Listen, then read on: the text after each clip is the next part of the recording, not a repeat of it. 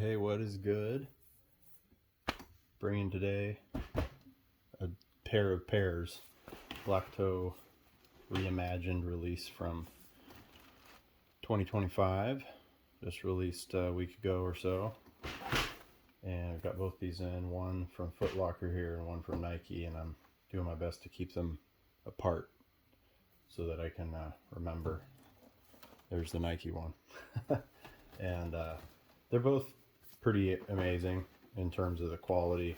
The fitment for some reason is a little different. There's the inside of the lid. For some reason I got lots of swooshes on this one stamped. Kind of funny. Special attention to Mike. And tissue paper is really cool with the outer tissue paper with the different pictures, historical pictures of Mike from basically when he very first signed, and these were in sample phase. And this is the Foot Locker one here. Get the whole thing on camera. As you notice, it has an ivory colored midsole, which I believe is, I think that's the colorway they're using. Yeah, actually they're saying sail. It's a sail colored midsole. I don't know that I love that, only because the upper is so white. I think if you're going to use a sail midsole, the upper should match. There's obviously the insignia, but the main thing I wanted to hit on today is just kind of the quality of these pairs and looking at some of the subtle differences between the one I got from Foot Locker, which is more happenstantial than anything, versus the one from Nike. I'll bust open the Nike one in a second. So, getting some boxes out of the way. There's the Nike pair getting unboxed again. And I like how that signature, my very best, Michael Jordan, old school, like when he was a rookie signature, definitely a distinctly different signature as he got older, is only featured on the left shoe, funny enough. Let's get into some of the differences between these two. They're very subtle, but it'll be interesting to show. All right, so with the Foot Locker set on the right, there's very little difference in terms of the construction. I mean, there's some real small markings I guess I could complain about, like right here. It's pretty flawless. This one, for some reason, has a tiny bit of a dye stain there. Very, very subtle, though, that little shadow spot, which is kind of hard to show with light. And the one thing that really stood out for me, grabbing the left shoe, the only thing I had to really look at it, if you look at the stitching along the heel panel here, oh, that's funny, same mark on the Nike pair. So basically not getting away from that. Interesting how that got the white through there too. It's kind of unique. But if you look at where that's stitched and you compare it with this, setting the Nike pair back down, it's a Foot Locker pair, you can actually see a stamp line really subtly that goes underneath all the way around the entire heel.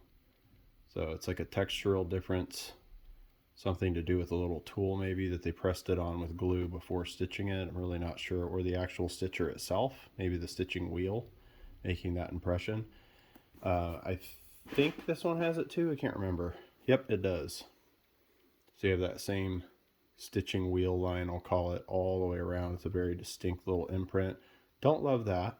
Also came a little pre-creased here.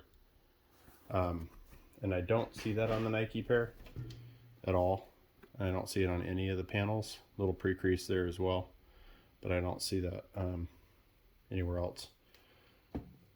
Anyway, the quality of these, for being just a traditional Jordan 1 high, not a 1985 specific cut, the quality of these I'd say is better than almost every Jordan 1 they've ever done since like 2014. I guess I could count the 2013 pairs too. Most people know those are not very good quality to begin with, and have a lot of issues with the shape and the tongues and all kinds of things. You can see the foam through there, which I think is kind of fascinating. that they made that so thin on purpose. It's very kind of OG looking to see that. The yellow foam was pretty noticeable on the couple originals I've ever had on hand. The insole has a really nice foam to it. I actually pulled it out, and it almost operates like a memory foam. It's kind of slow rebound, and it feels really cushioning, more so than any of the others I can think of or have owned. But the main thing that really struck out to me, besides just the beautiful packaging and sticking with the Nike pair here, just for the sake of example, is this, what I'm quite certain is a full grain leather on all the colored overlays, including the collar, which, if you know much about Jordan 1s, more often than not, this tends to be synthetic. There are, of course, some exceptions on certain colorways, certain years, one of which I'll pull out in a minute, that this can tend to be a leather, but typically not this quality of leather on any, much less being carried through the entire shoe like that, with the exception of the white paneling. So the white paneling is a really nice thicker millage cut. You can kind of see there, getting a nail on it. Has a nice thickness to it, thicker than the full grain leather here. However, the full grain leather is this is just better leather. It doesn't, if you don't know that looking at it, I'm telling you it's better leather. Some people just really don't know, what it is specifically to look for. And the grain of this leather, and look at the two plies stitched one on top of the other, just the thickness of this. This is like akin to 94s or some of the skateboarding dunk highs and dunk lows from the early 2000s, the ones that were actual leather. There's quite a few that aren't, like Stussys, for instance, that have Durasuck pink panels. But there are some T19s come to mind where it's a full leather build. The leather's definitely not this caliber, believe it or not. This is nicer leather overall, but the thickness is probably as thicker than this. So it's just nice to see a full leather build, literally top to bottom. There's no corners cut. There's no synthetic swoosh. There's no synthetic collar. So I think that's really important to point out. The other thing that's just so nice about this, just grabbing the other shoe for fun, since it has a signature on it, is that this is such a nice, even though there's a lot of light on or reflecting on this, it's such a nice matte finish.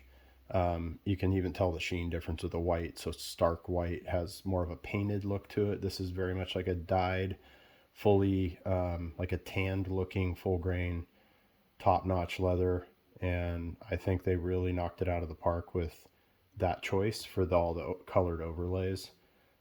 There's only really one other example of any Jordan product I own that I've ever seen this on, at least this caliber of leather. Sometimes they've used like what I would call more of an Italian type leather or an Italian finish, like on the 2011 Vans, which I have. But even this, I was like, oh, is that synthetic? And it turns out, nope, that is not a repeating pattern. That is definitely a real piece of leather all the way through, just nicely tanned. Toe box is pretty smooth. Interesting that pull the stuffing out. Yeah, you don't, that's with the stuffing almost out of the toe. The holes actually are not poked through all the way. So it's kind of funny that they left the fabric backing all the way through, and I don't think that's a fluke. Yeah, with the stuffing all the way out, it still doesn't make a difference. So if you want the air breathability, you may have to literally take a tack to those, a thumbtack, and puncture the layer underneath, which is probably just a textile material. I will pull out a pair to compare to these. I'm going to set these aside because I'm probably going to take these back. I don't need doubles. The only reason I would keep a double is if I hit on two 12.5s. Only got 12s, barely have enough toe room in these. It's very close to too tight, but I can make it work with some magic insoles I use. And otherwise, I really wish I would have hit a 12.5. But these didn't cost me much because I had gift cards. So probably just going to keep one. One fun Easter egg here is MJ and these all orange basketball non-Jordans. And I've actually looked these up. I believe that was a produced pair. They're just incredibly hard to find. I don't think that's a sample. And they are, as you can see, the basketball in his hand versus the red on his pants. And they are basketball orange. They basically look like basketballs. I forget the name of that model, but it's a really rad shoe that I wish they would re-release.